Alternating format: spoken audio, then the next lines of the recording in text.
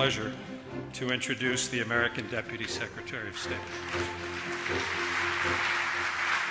American interests today are pulled in many directions. After a decade dominated by 2 wars in Iraq and Afghanistan and a global economic crisis, it is understandable that some Americans are tempted to turn a little inward. While humility is not our natural trademark, Americans ought to approach the Middle East with circumspection.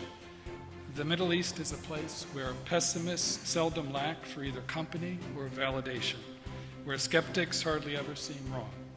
It is a place where American policymakers often learn humility the hard way, a place where you can most easily see the wisdom in the famous comment of the most famous resident of this splendid place, Winston Churchill, that what he liked most about Americans was that they usually did the right thing in the end. They just like to exhaust all the alternatives first.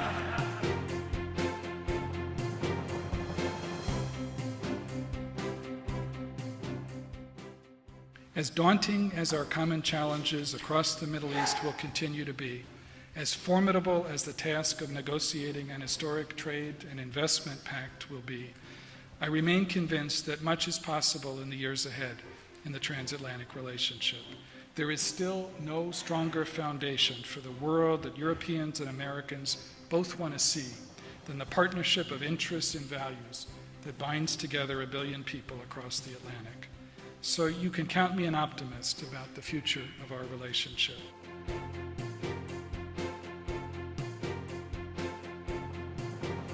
We have no agenda or cause to promote other than truth. We have no agenda or cause to promote other than truth. And I thought, isn't that the role of truth, to expose injustice?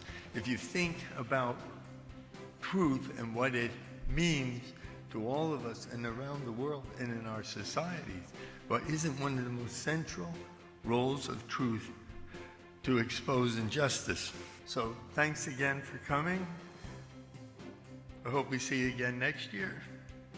Good night, God bless, and Godspeed.